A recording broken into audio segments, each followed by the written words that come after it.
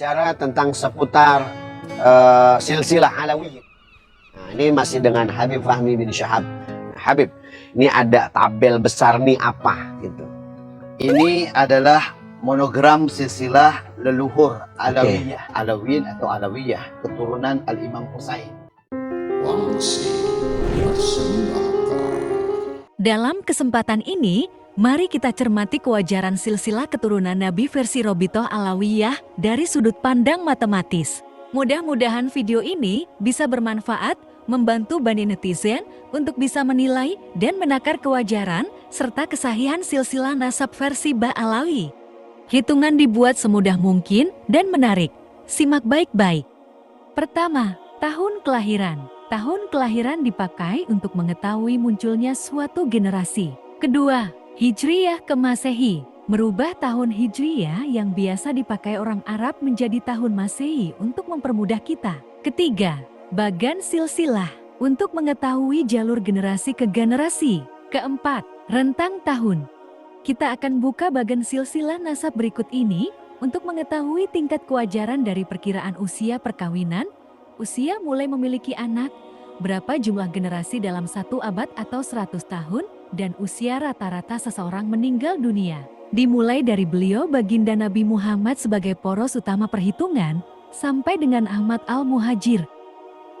Tahun kelahiran Nabi Muhammad. Nabi Muhammad lahir pada tahun 571 Masehi. Dikarenakan saat Nabi lahir, belum muncul perhitungan tahun Hijriah, maka kita tidak perlu mengkonversikan jenis kalender dulu. Sedangkan tahun kelahiran Ahmad Al-Muhajir, meskipun banyak kontroversi dan silang pendapat antar sejarawan, maka kita akan ambil referensi dari silsilah yang dibuat oleh Robitoh Alawiyah yaitu tahun 260 Hijriyah. Jika bermaksud dirubah ke jenis tahun Masehi dengan menggunakan alat konversi, maka tahun kelahiran Ahmad Al-Muhajir didapatkan tahun 874 Masehi. Setelah melakukan identifikasi sebelumnya, maka terkumpullah data-data berikut ini. Berdasarkan analisa terhadap parameter tahun kelahiran dan konversi tahun diketahui, Nabi Muhammad lahir pada tahun 571 Masehi, sedangkan Ahmad Al-Muhajir lahir tahun 874 Masehi. Dari tahun kelahiran masing-masing, didapatkan rentang tahun yaitu 874 Masehi dikurangi 571 Masehi diketahui sebesar 303 tahun. Berdasarkan bagan silsilah yang diambil dengan sampling acak dari sejak lahirnya Nabi Muhammad dengan urutan keturunan ke Sayyidah Fatimah, ke Imam Husain, ke Ali Zainal Abidin, ke Muhammad Al-Bagir, ke Ja'far Shodiq, ke Ali Uraidi, ke Muhammad An-Nakib, ke Isa Arumi, sampai dengan lahirnya Ahmad Al-Muhajir, jumlah generasinya sebanyak 10 generasi. Jadi rentang tahun sebesar 303 dibagi dengan jumlah generasi sebesar 10 sesuai dengan objek penelitian. Hasilnya 30,3 tahun atau dibulatkan menjadi 30 tahun. Lalu, wajarkah usia 30 tahun tersebut? Dari sudut pandang awal menikah, di usia 30 tahun merupakan usia yang relatif terlambat kepelaminan. Hal ini bisa terjadi akibat adanya peperangan, musibah, wabah, dan sebagainya. Namun usia menikah tersebut masih tergolong wajar. Jika pada umur 30 tahun ini sudah mulai memiliki anak, maka seseorang dapat dikatakan masuk ke pelaminan pada usia 27, 28, atau 29 tahun, maka kesimpulannya masih tergolong wajar. Dan seseorang yang mulai berketurunan di usia 30 tahun, maka dalam 1 abad atau 100 tahun akan memiliki generasi sejumlah 100 tahun dibagi 30 tahun yaitu sebesar 3,3 atau akan lahir 3-4 generasi dalam 100 tahun. Rata-rata orang di semasa hidupnya masih dapat menyaksikan cucunya atau generasi ketiga, jarang yang masih bisa melihat cicitnya alias generasi keempat. Dan kesimpulannya tergolong wajar. Untuk mengetahui usia rata-rata meninggal, kita siapkan dulu bagan silsilahnya agar terlihat jelas. Nabi Muhammad wafat di usia 63 tahun, Fatimah Zahra wafat di usia 28 tahun, Imam Hussein wafat di usia 60 tahun, Ali Zainal Abidin di usia 64 tahun, Muhammad Al-Bagir di usia 55 tahun. Ja'far Shodiq di usia 68 tahun, Ali Al-Uraidi di usia 65 tahun. Muhammad An-Nakib di usia 50 tahun, Isa Ar-Rumi di usia 60 tahun, dan terakhir Ahmad Al-Muhajir di usia 85 tahun. Jadi, usia rata-rata meninggal sama dengan jumlah seluruh usia mulai dari Nabi Muhammad sampai Ahmad Al-Muhajir dibagi jumlah generasi. Diketahui total umur sebanyak 598 tahun lalu dibagi dengan 10 generasi, hasilnya sama dengan 59,8 tahun atau rata-rata usia meninggal antara 59 sampai dengan 60 tahun. Dengan usia rata-rata meninggal antara 59 sampai dengan 60 tahun, maka kesimpulannya adalah wajar.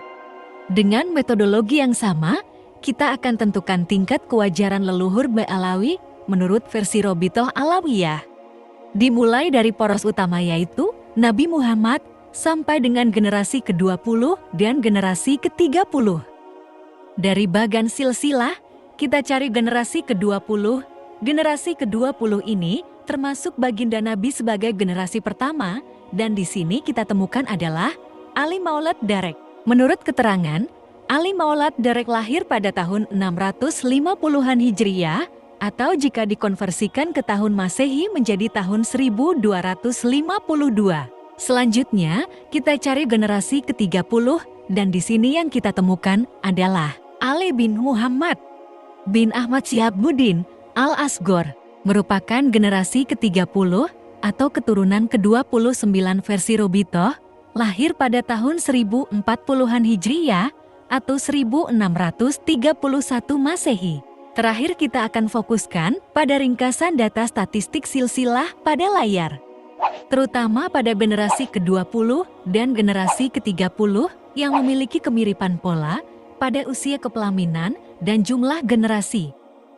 Untuk menguji tingkat kewajaran generasi ke-20 dan ke-30, maka kita akan ajukan beberapa pertanyaan. Pertama, apakah mungkin seseorang menikah di umur yang sudah sangat terlambat, di usia 34 pada generasi ke-20 atau 35 tahun pada generasi ke-30, bisa memiliki anak sampai 12, bahkan ada yang sampai 20 orang. Perlu dicatat, setiap kelahiran satu bayi membutuhkan waktu hampir 1 tahun. Pertanyaan kedua, apa mungkin orang tersebut tidak bisa melihat cucunya lahir dan sudah keburu meninggal? Sungguh terlalu dilihat dari angka jumlah generasi memiliki angka 2,9 di generasi ke-20 atau 2,8 di generasi ke-30. Perlu digarisbawahi, angka 2,9 pada generasi ke-20 artinya hanya bisa melihat cucunya masih di dalam kandungan. Karena angka 2,9 tidak bulat angka 3 atau lebih yang menerangkan sebagai munculnya generasi ketiga. Dan ini sangat tidak mungkin jika generasinya memiliki anak laki-laki semua, pasti punya anak perempuan yang kemungkinan menikahnya lebih cepat. Pertanyaan pamungkas.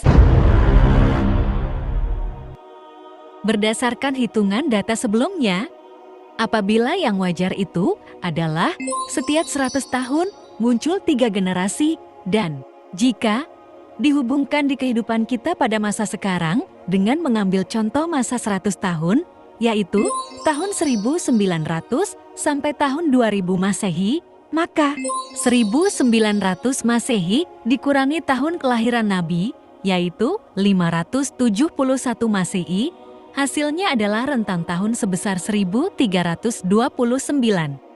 Lalu 1329 dibagi masa 100 tahun, hasilnya adalah 13,29.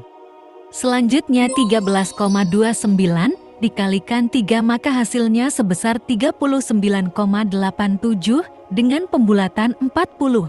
Jadi, antara kurun waktu 1900 sampai 2000 Masehi, seharusnya muncul generasi ke-40, ke-41 dan ke-42. Kalau dalam versi Robito, selama kurun waktu tersebut, berarti muncul keturunan ke-39, ke-40, dan ke-41. Apakah mungkin?